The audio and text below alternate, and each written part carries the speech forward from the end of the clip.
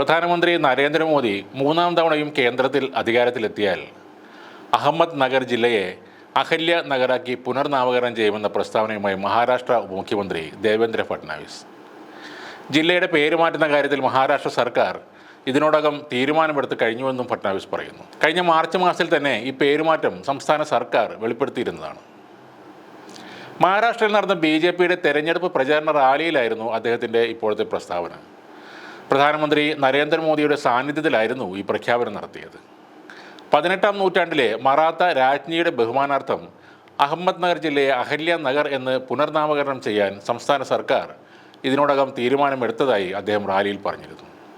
മോദിയുടെ മൂന്നാമത്തെ ഭരണത്തിലാവും ഇത് പ്രാബല്യത്തിൽ വരുന്നതെന്നാണ് അദ്ദേഹം പറഞ്ഞത്. 18-ാം നൂറ്റാണ്ടിൽ മധ്യ ഇന്ത്യയിലെ മറാത്ത മാൾവ സാമ്രാജ്യത്തിലെ രാജ്ഞിയായ മഹാറാണി അഹല്യാദേവി പടിഞ്ഞാറൻ മഹാരാഷ്ട്രയിലെ ഇന്നത്തെ അഹമ്മദ് നഗർ ജില്ലയിലെ ഒരു ഗ്രാമത്തിൽ ജനിച്ചുവെന്നാണ് പറയപ്പെടുന്നത്.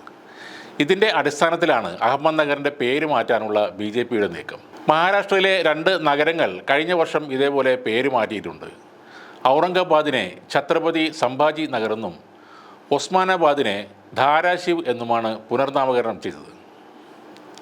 ഈ 2 ജില്ലകളുടെയും പേര് മാറ്റാനുള്ള തീരുമാനം 2022-ൽ അന്നത്തെ മുഖ്യമന്ത്രി ഉദ്ധവ് താക്കറെയുടെ അധ്യക്ഷതയിൽ നടന്ന മഹാവികാസ് അഘാഡി സർക്കാരിൻ്റെ യോഗത്തിലാണ് എടുത്തത്. പിന്നീട് വന്ന ഏകനാഥ് ഷിൻഡെ സർക്കാരും ഈ പേര് മാറ്റാനുള്ള അനുമതി അംഗീകരിക്കുകയായിരുന്നു.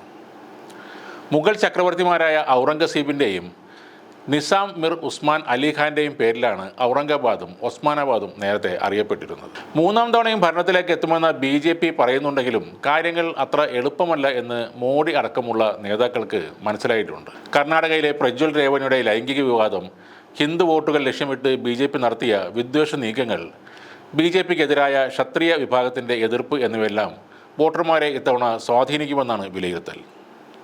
ഉത്തർപ്രദേശിൽ അഖിലേഷ് യാദവും പശ്ചിമ ബംഗാളിൽ ഇടതുമെല്ലാം ശക്തമായ പ്രചാരണമാണ് ഇത്തവണ കാഴ്ചവെച്ചത്. മോദിയുടെ 400 സീറ്റെന്ന മുദ്രാവാക്യത്തെ തന്നെ അത് ഇല്ലാതാക്കി കളഞ്ഞു. അതിനെ തുടർന്നാണ് വർഗീയ കാർഡ് ഇറക്കാൻ വീണ്ടും BJP നിർബന്ധിതരായത്. ഉത്തർപ്രദേശിൽ അഖിലേഷ് യാദവിൻ്റെ നേതൃത്വത്തിലുള്ള സമാജ്വാദി പാർട്ടിയുടെ തിരിച്ചുവരവ് കൂടിയാണ് ഈ ഇലക്ഷൻ. ഇതിനിടെ UPയിലെ സംഭാൽ ജില്ലയിലെ മുസ്ലിം വോട്ടർമാരെ പോലീസ് വോട്ട് ചെയ്യിക്കാതെ തല്ലി ഓടിച്ചതായും പറയുന്നുണ്ട്. സംഭവത്തിൻ്റെ ദൃശ്യങ്ങൾ സമൂഹ മാധ്യമങ്ങളിൽ വ്യാപകമായി പ്രചരിക്കുന്നുണ്ട്. സ്ത്രീകളെയും കുട്ടികളെയും പോലും പോലീസ് വെറുതെ വിട്ടില്ല എന്നാണ് പറയുന്നത്. വോട്ട് ചെയ്യാൻ അനുവദിച്ചില്ലെന്നും ആധാർ കാർഡ് ഉൾപ്പെടെ പോലീസ് തട്ടിയെടുത്തെന്നും വോട്ടർമാർ പറയുന്നു. ഞങ്ങളുടെ ആധാർ കാർഡ് വ്യാജമാണെന്ന് പറഞ്ഞ് പോലീസ് ഞങ്ങളെ തിരിച്ചയക്കാൻ നോക്കി, പിന്നാലെ ലാത്തി ഉപയോഗിച്ച് മർദ്ദിക്കുകയും ചെയ്തു എന്നാണ് വോട്ട് ചെയ്യാനെത്തിയ പ്രായമായ ഒരു സ്ത്രീ മാധ്യമങ്ങളോട് പറഞ്ഞത്.